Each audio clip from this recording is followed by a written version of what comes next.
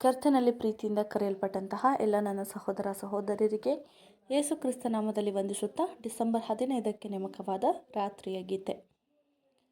ಯೇಸುವಿನ ಜೀವವು ನಮ್ಮ ದೇಹದಲ್ಲಿ ಉಂಟೆಂದು ತೋರಿ ಬರುವುದಕ್ಕಾಗಿ ಕರ್ತನಾದ ಯೇಸುವಿನ ಮರಣವನ್ನು ನಾವು ಯಾವಾಗಲೂ ದೇಹದಲ್ಲಿ ಹೋರುತ್ತಾ ಇದ್ದೇವೆ. 2 ಕೊರಿಂಥದವರಿಗೆ 4ನೇ ಅಧ್ಯಾಯ 10ನೇ ವಚನ. ಪೌಲನು ಇಲ್ಲಿ ಮಾನವ ಶರೀರವನ್ನು ಕುರಿತು ಸೂಚಿಸುತ್ತಿದ್ದಾನೆಂದು ನಾವು ಅರ್ಥ ಮಾಡಿಕೊಳ್ಳುತ್ತೇವೆ. ಈ ಶರೀರವು ನೂತನ ಸೃಷ್ಟಿಗೆ ಸ್ವಂತವಾಗಿದೆ. ಈ ಲೋಕದ ಜನರಿಗೆ 2 ವ್ಯಕ್ತಿತ್ವಗಳಿಲ್ಲ, ಆದರೆ ಕೇವಲ ಒಂದು ವ್ಯಕ್ತಿತ್ವ ಮಾತ್ರವಿದೆ. ನೂತನ ಸೃಷ್ಟಿಯ ಈ 2 ವ್ಯಕ್ತಿತ್ವಗಳ ಗುಣವು ಪವಿತ್ರಾತ್ಮದಿಂದ ಭ್ರೂಣಾಂಕುರಗೊಂಡವರಿಗೆ ಮಾತ್ರ ಅನ್ವಯಿಸುತ್ತದೆ. ಹಳೆಯ ಶರೀರವು ಪಾಡುಪಡುತ್ತಿದೆ, ಆದರೆ ಹೊಸ ಸೃಷ್ಟಿಯು ಸಂತೋಷ ಪಡುತ್ತದೆ. ಸೇವೆಯಲ್ಲಿರುವುದಕ್ಕೆ ಸಂತೋಷ ಪಡುತ್ತದೆ.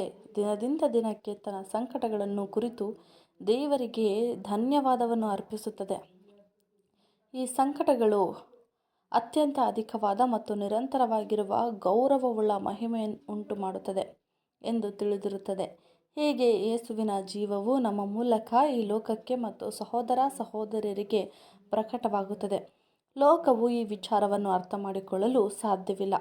ಅವರು ಹೀಗೆ ಹೇಳುತ್ತಾರೆ, ಅಂತಹ ಶೋಧನೆಯಲ್ಲಿ ನಾನು ನಿಮ್ಮ ಸ್ಥಾನದಲ್ಲಿದ್ದರೆ ನಾನು ಶೋಚನೀಯ ಸ್ಥಿತಿಯಲ್ಲಿರುತ್ತಿದ್ದೆ, ಆದರೆ ನೀವು ಸಂತೋಷ ಪಡುತ್ತಿದ್ದೀರಿ. ಆದ್ದರಿಂದ ಅವರು ಅರ್ಥ ಮಾಡಿಕೊಳ್ಳಲು ಸಾಧ್ಯವಿಲ್ಲ.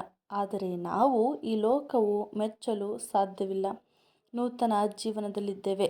ಈ ವಿಚಾರವನ್ನು ಮೆಚ್ಚುವವರೆಲ್ಲರೂ ಕೃಪೆ ಮತ್ತು ಜ್ಞಾನದಲ್ಲಿ ಪ್ರತಿದಿನವೂ ಬೆಳೆಯಬೇಕು.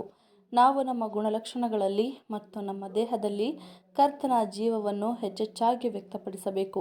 ಹೀಗೆ ಕರ್ತನ ಆತ್ಮವನ್ನು ಹೆಚ್ಚೆಚ್ಚಾಗಿ ಪ್ರಕಟಿಸುತ್ತೇವೆ, ಕರ್ತನ ಕೆಲಸಗಳನ್ನು ಹೆಚ್ಚೆಚ್ಚಾಗಿ ಮಾಡುತ್ತೇವೆ, ಯೇಸುವಿನಂತೆ ಹೆಚ್ಚೆಚ್ಚಾಗಿ ಮಾರ್ಪಾಡಾಗುತ್ತೇವೆ. ಇವೆಲ್ಲವೂ ನಮ್ಮನ್ನು ತೆರೆಯ ಹಿಂದೆ ಮಹಿಮೆಗೆ ಸಿದ್ಧಗೊಳಿಸುತ್ತದೆ.